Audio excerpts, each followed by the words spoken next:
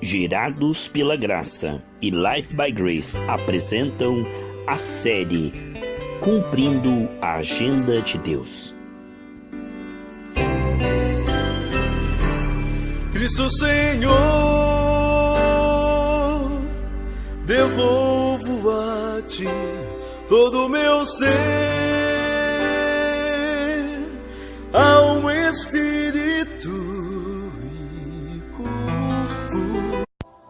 A paz do Senhor Jesus Cristo, amados. Minha Bíblia está aqui aberta no livro de Juízes, capítulo 8.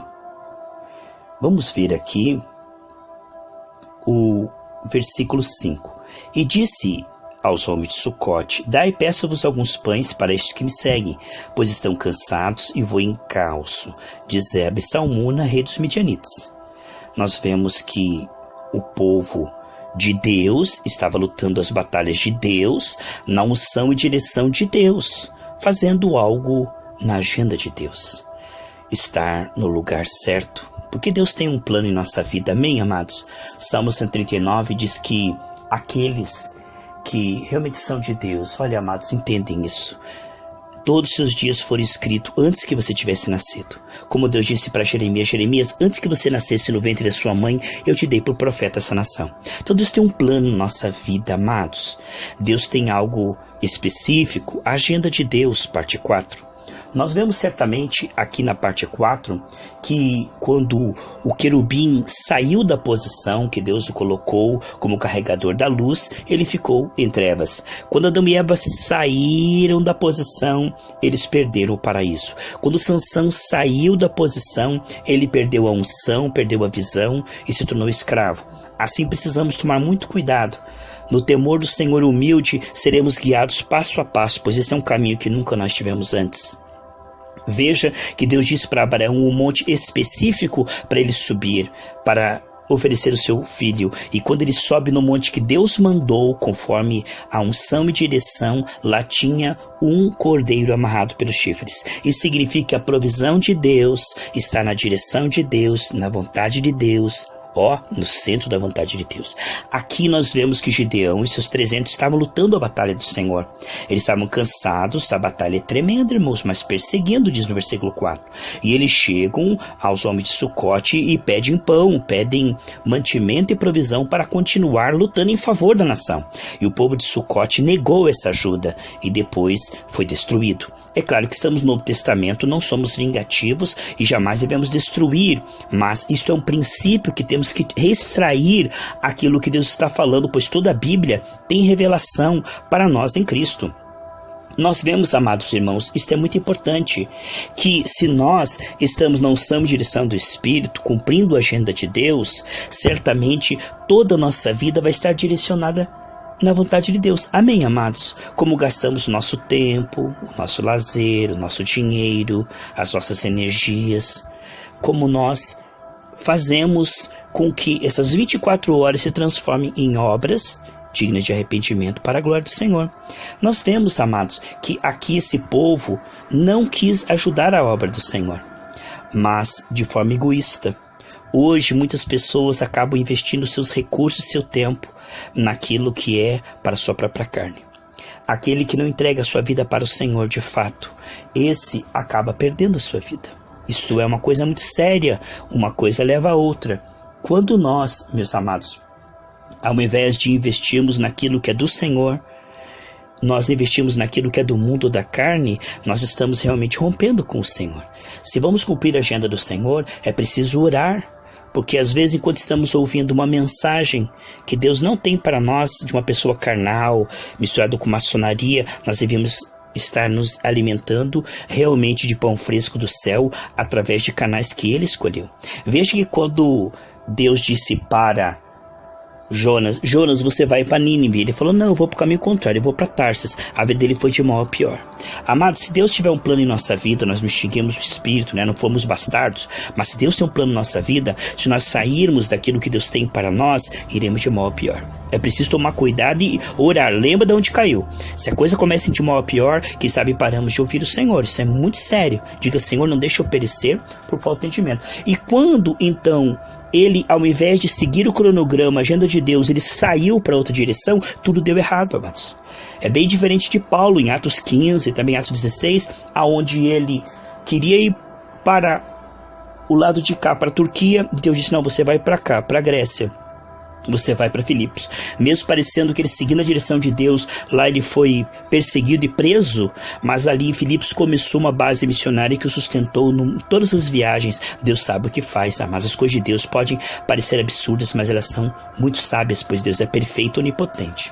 Aqui nós vemos que muitas vezes a pessoa está investindo o seu tempo ouvindo um louvor que é carnal, indo numa igreja e apoiando financeiramente uma igreja que é seita, que o pastor está pregando uma palavra que Deus não está se agradando, ao invés de investir o seu tempo e investir os seus recursos naquilo que Deus está procurando estabelecer.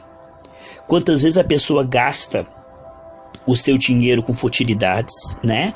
Com coisas que ela não precisa e não está investindo o seu tempo, a sua atenção, os seus recursos financeiros para bancar a obra do Senhor. Uns vão fazer, outros estão ali financiando. É maravilhoso e todos recebem o mesmo galardão, tanto que desce lá no poço como aquele que segura a corda. Nós vemos certamente, meus queridos e amados irmãos, que a ovelha caiu lá no fundo do poço. Alguns tiveram ânimo e coragem tempo integral para descer lá no poço, mas outros que tinham as suas atividades, sua família, seu trabalho, financiaram esta missão. Nós vemos que não devemos pregar por dinheiro, tudo no reino de Deus deve ser gratuito, amados, de graça receberei, de graça dai, Mateus 10:8. E vemos que isso deve ser espontâneo, Deus ama o que dá com alegria.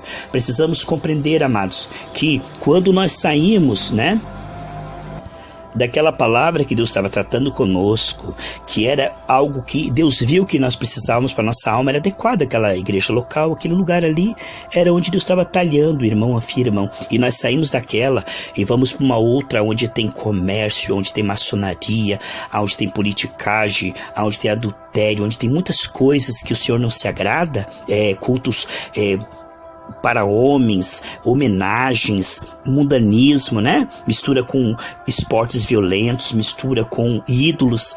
O que vai acontecer quando nós saímos daquilo que é de Deus?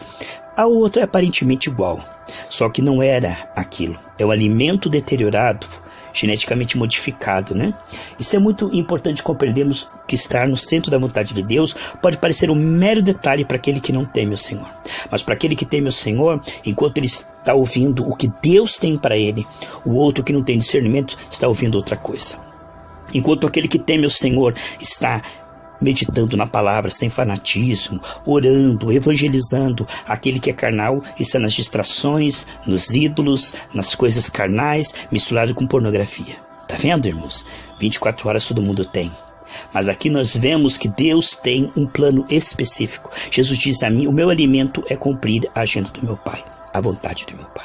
Então muitas pessoas, elas não entendem. Deus disse, veja lá Moisés, como eu especifiquei que fizesse o tabernáculo no deserto. E quando Moisés viu que estava tudo de acordo com o que Deus falou, ele foi lá e abençoou. Isso significa que Deus não abençoa as coisas criativas, culto do sorvete para ganhar jovens, noite do pijama, acantonamento para ganhar jovens, não sei o que lá, retiro de namoro para ganhar jovens. Não, irmãos, as armas nossas não são carnais. Por que será que Davi não tinha uma espada pessoal para derrubar o gigante? Hoje nós temos a espada do Espírito, não é verdade? Mas Davi, ele não estava confiando em seus próprios recursos. É na nossa fraqueza, irmãos, que tiramos força. Davi não usou a armadura dos seus amigos ao seu redor, não dependia de pessoas nem dele mesmo. Mas ele nem tinha uma própria espada. Significa que não foi na sua força, na sua condição, na sua sabedoria. Deus foi glorificado na fraqueza. A aparente desvantagem de Davi diante de Golias glorifica a Deus. A aparente desvantagem de Moisés diante do império de Faraó glorifica a Deus. E nós mesmos, Paulo dizia, em nossa carne não habita bem algum. Nós não temos em nós mesmos sabedoria, mas sim a sabedoria que é Cristo, que vem do Senhor. Dependemos completamente dele, amados. E se dependemos completamente dele, tudo em nós deve ser para a glória dele. Como investimos o nosso tempo, né? Não de forma fanática, mas com alegria. Como nós utilizamos o nosso dinheiro. Antigamente eles davam 10% para o Senhor. Hoje sabemos que 100% do nosso dinheiro é do Senhor. E devemos saber empregar isso de forma correta com a família, né? Conosco mesmo, com as missões, com o órfão, a viúva, o necessitado. Aplicar esse dinheiro na unção e direção do Espírito. Quantos que estão, amados, realmente retendo, como esse povo aqui estava, não ajudando a obra do Senhor, por isso ela não avançou. Por isso esse povo tinha, além da luta de lutar com o inimigo, a luta de estar o que aqui, irmãos? Sem pão, passando privação de pão. Quantas vezes Paulo passou privação de pão? Eu quero dizer para você, amados, que está aí numa igreja, ajude a igreja local, ajude com alegria, pois a obra do Senhor necessita.